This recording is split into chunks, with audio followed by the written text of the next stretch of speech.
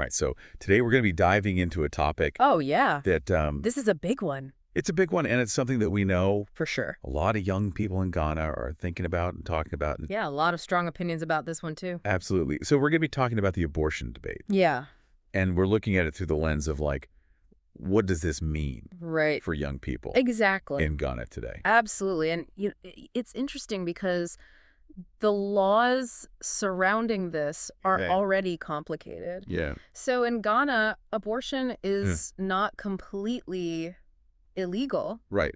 but it is only allowed in a few really specific situations. Yeah. Like, we win.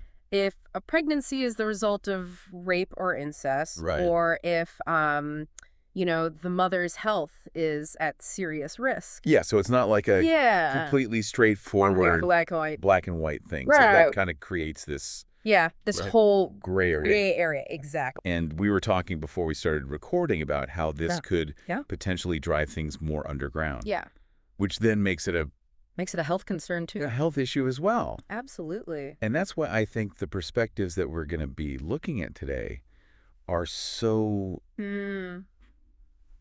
interesting. Oh, for sure. Because on the one hand, we've got Amma, who is a university student Mm-hmm. and a really strong advocate for women's rights. Yeah. And then on the other hand, we have Kwame, who's a young entrepreneur Okay. and is very much Pro-life. pro-life. Yeah, and that really, I think, gets to the heart of the matter, this Yeah. tension Yeah. between individual rights Yeah, and these societal values. absolutely. So where do we draw the line? So Yeah. let's start with Alma's perspective. Okay. Because I think she makes a really important point about how these restrictions Mm-hmm. that exist in Ghana could actually be endangering women, All right. especially young girls. young girls who may not Right. feel like they have other options Totally. or who are not aware of the Yeah. potential risks. Yeah. So she's saying that when you limit access to safe and legal Right. procedures, it actually forces people Yeah. to go and seek out these really dangerous alternatives. Right. Right. And that puts Yeah, their health maybe even their lives at risk. And for her, it's about It's about making sure women have access access to safe options and support without judgment, support. without being stigmatized for the choices that they're making. And it seems like for Amma, this is very much a Yeah, this is a healthcare issue. healthcare issue. Absolutely. All right. So then on the other side of the coin, we have Kwame. Okay. And Kwame is coming at this from the perspective of, Yeah. life begins at conception. Yeah. So abortion for him is morally Morally wrong. unacceptable. Unacceptable. So what he suggests we focus on instead are things like education, right? Really good education about contraception and making sure people have access Yeah. to adoption services. And he's worried about Yeah, he's worried about what might happen to society right. if abortion becomes readily available. too easy to get. Like, are we going to see? Yeah. Is that going to make people less responsible?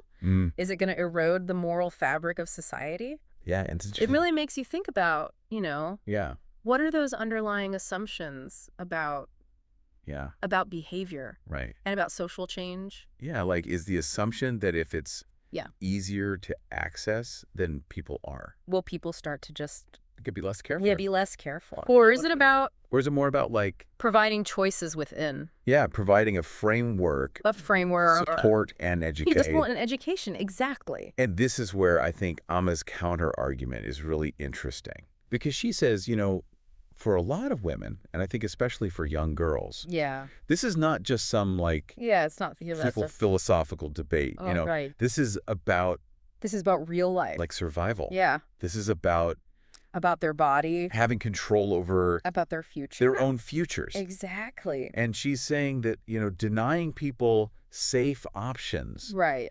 doesn't make unplanned pregnancies Just magically disappear. disappear. It just makes them more dangerous. Exactly. And she brings up a really important point, too. Yeah. Whose morality? Yeah. Whose morality are we talking about here? Are we imposing on other people? Exactly. And that kind of goes back to the laws Yeah. that we were talking about before. Mhm. Because even when you have these exceptions, Right. there's still so much debate. Yeah. Like, what does Like, what are the exact criteria exact for accessing abortion? Yeah. And even those exceptions. Yeah. Like, that clause about the mother's health Some people argue that it's too vague. Yeah. And it leads to these inconsistent applications. All right. So Kwame, while he's advocating for these alternatives, he also recognizes that there are these root causes that need to be addressed, like poverty, lack of education, all of these things absolutely obviously play a role. Such important factors In unplanned pregnancies. and for long-term change. Right.